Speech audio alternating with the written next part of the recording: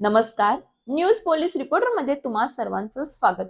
पालघर जिल्ह्यात सुरू असलेल्या मुसळधार पावसासह वादळी वाऱ्याचा फटका ग्रामीण भागालाही बसला असून डहाणू तालुक्यातील सोनाळे येथील खुबरोत पाड्यात मध्यरात्री एक धक्कादायक घटना घडली. वादळी वाऱ्यासह झालेल्या मुसळधार पावसामुळे यशवंत सापटा यांचे राहते घर अचानक कोसळले.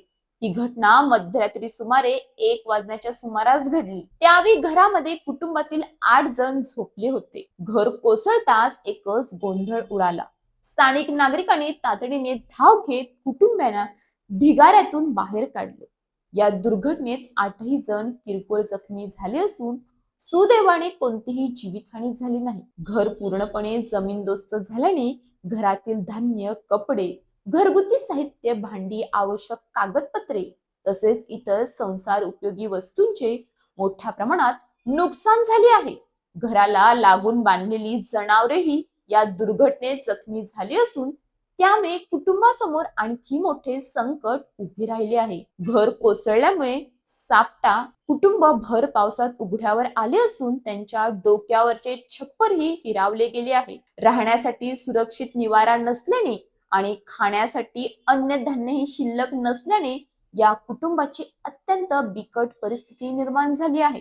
स्थानिक ग्रामस्थांनी प्रशासनाने तातडीने पंचनामे करून आर्थिक मदत, तात्पुरता निवारा, अन्नधान्य व जनावरांच्या उपचाराची व्यवस्था करावी अशी मागणी केली आहे. सध्या पालघर जिल्ह्यात सुरू असलेल्या सततच्या मुसळधार पावसामुळे ग्रामीण भागातील कच्ची व जुनी घरे धोकादायक बनली असून अशा दुर्घटना टाळण्यासाठी प्रशासनाने अति धोकादायक घरांची पाहणी करून आवश्यक ती उपाययोजना करण्याची गरज व्यक्त होत आहे. एका रात्रीत सापटा कुटुंबाचे सर्वस्व उद्ध्वस्त झाले. अशा आपत्तीग्रस्त कुटुंबांना तातडीची आर्थिक मदत, सुरक्षित निवारा आणि जीवनावश्यक वस्तू उपलब्ध करून देणे ही प्रशासनाची तातडीची जबाबदारी आहे. रात्री किती वाजता पडलं ना? कोण कोण घरात होतं? कोणाला लागलंय का? 1 वाजता घरी पडलं. 1 वाजता हवा इकडची वारा आला आणि वारानं पाऊस तेव्हा पडला. 1 वाजता बैला पण तिकडे बांधलेले होते. बैला पण सपटलेले होते. ते 2-3 पोरा चपटलेले होते. ते खेचून काढले. मग जसं तसं ते मोडून जिकून तिकून रात्री एक ते बॅटरी नाही, काय नाही, अशाच काढली ते खेचून.